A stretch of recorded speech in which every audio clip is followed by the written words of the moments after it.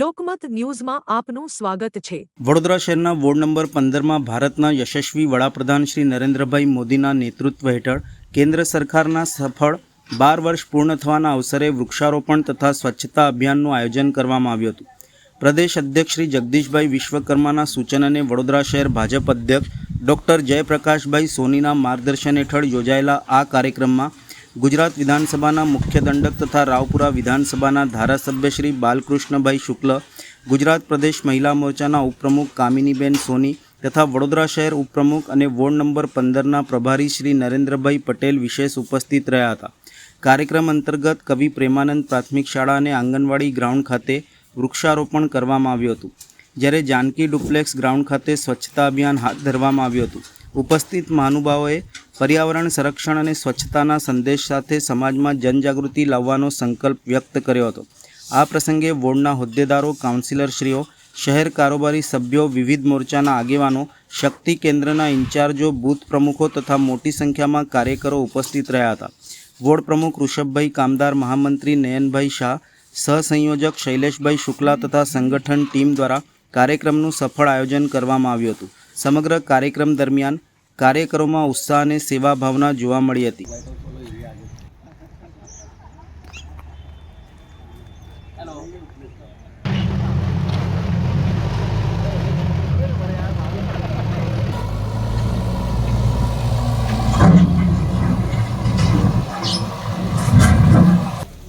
પાછળ આવી જાય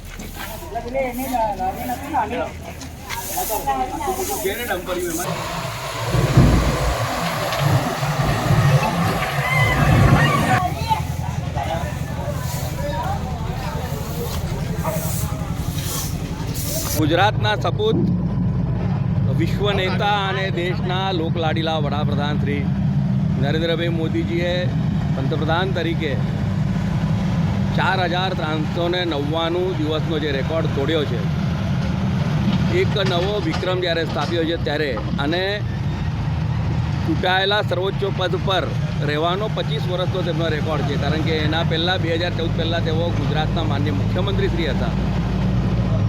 તો તેના અનુસંધાનમાં સરકાર દ્વારા, ભારતીય જનતા પાર્ટી દ્વારા આખા દેશમાં અલગ અલગ પ્રકારના કામો, તેની સાથે સાથે અલગ જેને કહેવાય કે અલગ એંગલની ઉજવણી થઈ રહી છે। ગાંધીજીએ જે એક સપનું જોયું હતું રામ રાજ્યમાં કે મારો દેશ સ્વચ્છ અને સુંદર રહેશે, 2014થી માનનીય મોદીજીએ સ્વચ્છતા અભિયાનને એક ઝુંબેશ તરીકે લઈને અને પર્યાવરણ બચાવવા માટે થઈને જ્યારે આખા એશિયા ખંડમાં સૌથી પહેલાં ક્લાઇમેટ ચેન્જ ડિપાર્ટમેન્ટ ગુજરાત સરકારમાં ચાલુ કરાયું હતું, તેમને આ આખી એક સામાજિક આંદોલન થાય તે માટે થઈને એક પેડ માં કે નામના સંકલ્પ સાથેના વૃક્ષારોપણના કાર્યક્રમો પણ હાથ ધરેલ છે। આ બધા જ કાર્યક્રમોને સાંકળી લઈને આખા દેશમાં દરેક ગલીમાં રોજ સવારે સ્વચ્છતા ઝુંબેશ અને વૃક્ષારોપણના કામો થઈ રહ્યા છે। આજરોજ રાવપુરા વિધાનસભા વિસ્તારના વોર્ડ નંબર 15માં સ્વચ્છતાની ઝુંબેશ અને તેની સાથે સાથે વૃક્ષારોપણનો પણ કાર્યક્રમ હાથ ધરેલ છે। આપના માધ્યમથી તમામ નગરજનોને હું વિનંતી કરું કે આપ પણ આપના વિસ્તારમાં આપ જોઈ રહ્યા છો કે એવો કાટમાળ પડેલો હતો, અહીંયા આ સરકારી જમીન, કોર્પોરેશનની જમીન પર અનધિકૃત બાંધકામ હતું, તેનો આજે બધો કાટમાળ હતો। ઘણા વખતથી આ વિસ્તારના અમારા કાઉન્સિલરોની આ એક લાગણી હતી, આ વિસ્તારના નાગરિકોની લાગણી હતી। આજે બધા જ સાથે રહીને આખો આ વિસ્તાર સાફ કરી રહ્યા છે।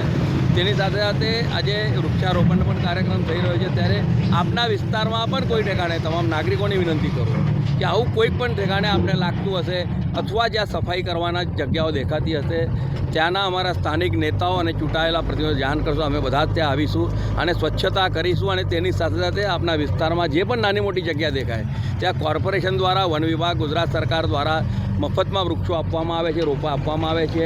આપના વિસ્તારના કોઈ પણ અમારા નેતાને કહેશો તો તમારા ઘર સુધી વૃક્ષો આવશે। એનું ખાલી આપણે માવતર અને જતન કરવાનું છે અને પર્યાવરણને બચાવવાનું છે।